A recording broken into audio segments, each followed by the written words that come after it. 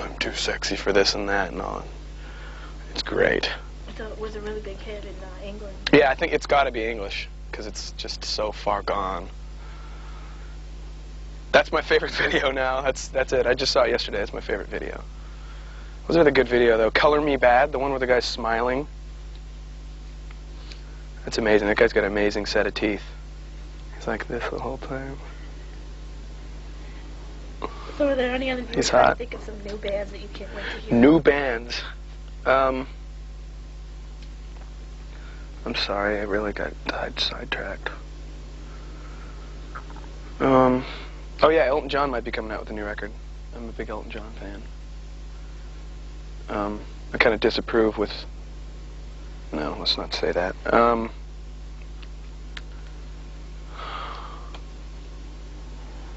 you like the 2 Rooms CD? The what? Well, I think it was called 2 Rooms. Oh.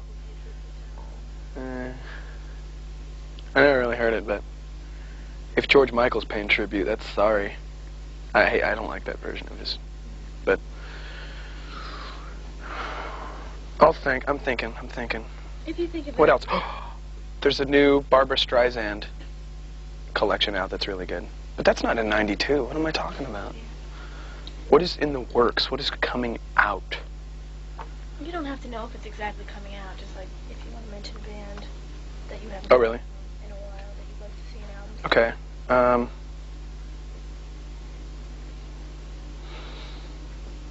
We can go back to it. Okay, let's. Okay. How will technology influence music in '92? We kind of covered that already, but I think probably it'll seep into more and more of everything. I mean, there's so many like hardcore bands right now. They're starting to use sampling and that kind of thing. It's kind of a sleek thing, streamlined, futuristic. I hope Kraftwerk makes a comeback. That's what I'd like to hear more of in '92. Kraftwerk. Speaking of computers. Can you pick one genre of music and sort of predict where it's going to go in '92? Either rap or metal or pop or alternative or dance? I think we're going to hit, in '92, we're going to run across a lot more easy listening sounds in all genres of music, especially rock, because I think it's the one thing that may save rock.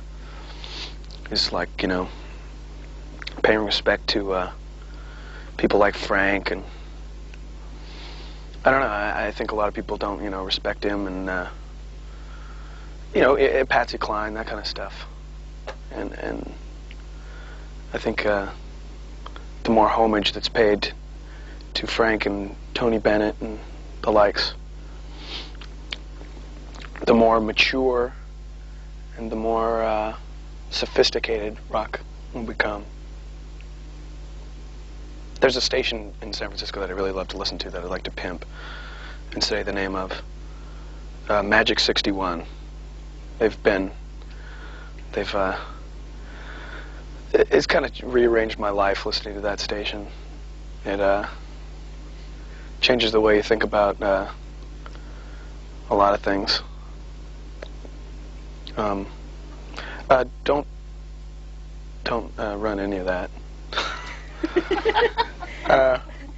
I'll start over. Magic 61 is a great station. If you listen to it, I'm sure your life will change. You'll think about music differently. You'll think about driving differently, because most of the time when you listen to it, it's in your car. People will get in fewer wrecks, and you'll be much kinder, gentler driver. What kind of music do they play? Easy listening. But it's really violent, satanic easy listening. Is there going to be any easy listening music on the new Faith No More album? Absolutely. Can you restate that for me? They're going... So we can understand it? Because they won't hear my voice. Mm-hmm. They won't hear the answer either. I forgot. Wait till you swallow.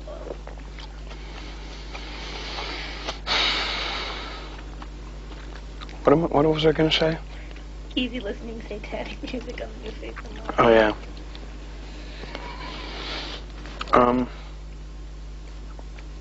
Yes. I think our new record's really going to be heavily influenced by easy listening sounds, mood music. I think a lot of us listen to, or at least a few of us, listen to, we're not really a band, you see. We don't really agree like normal bands do. But I think a lot of us really like easy listening music, like Mystic Moods Orchestra or 101 Strings, that kind of stuff. It's definitely some of the most demonic, extreme music you can find.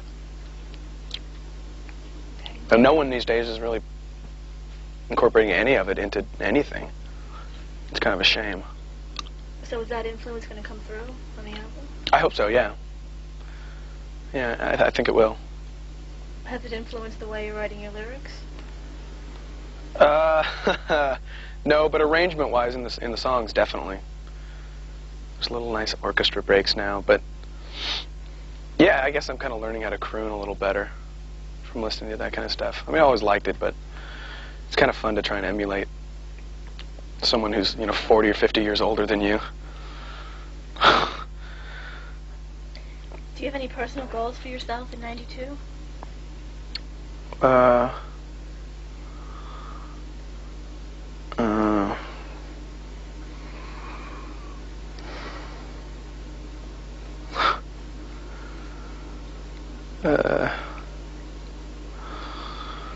Kind of don't have really many goals at all. It's a hard thing to kind of set a goal and reach it. Because if you set one, then you got to reach it. It's kind of boring. But I would like to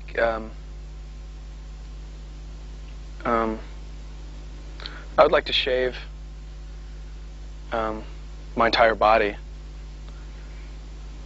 I want to do that, and I want to catch a disease and then get rid of it.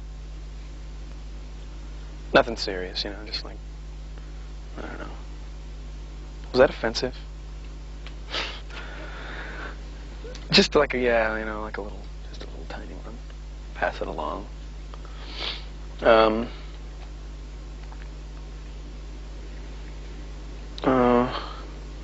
God, I'm really full of things today, huh? It's okay.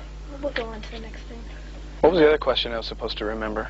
Any new bands that you can't wait to hear from in '92? That's right. Okay, don't worry about it. Bands. What about live shows? Is there any live, performer that you can't wait to see live in '92? Yes. A couple. First of all, Diamanda Galas. I'd love to see her again. In '92, yes. I would. In 1992, I would really like to see Diamanda Galas again. And I would also like to hear a new album from her. And I'd also like to see the Young Gods live. I think they might be touring with Ministry. But they're a great band to see live. They're probably one of the best bands I've seen live ever, besides Sade. Cool. Okay. Oh, and Frank Sinatra's playing at the Circle Star Theater. 2 months. So will you be at that show, right? I think so. Okay. Wait, can we stop here for a second? Mm-hmm. New album. You got it. Okay, so what have you done with your time off from Faith No More since you got off the road? I haven't finished my sandwich yet.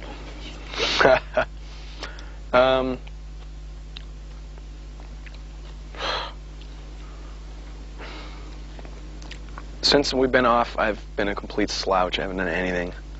I'm way behind. I haven't even cleaned my house since I just pretty much gave up on a lot of things. One thing I've probably done most of is watch this TV evangelist named Robert Tilton. And he's since then become one of my favorite people in the world, and I really want to meet him someday. He comes on like every night. I don't know what the deal is, man. I can't stop watching him. I've taped every episode. I had like 3 months of Tilton on tape. He's really beyond a human being. He's insane. What do you like about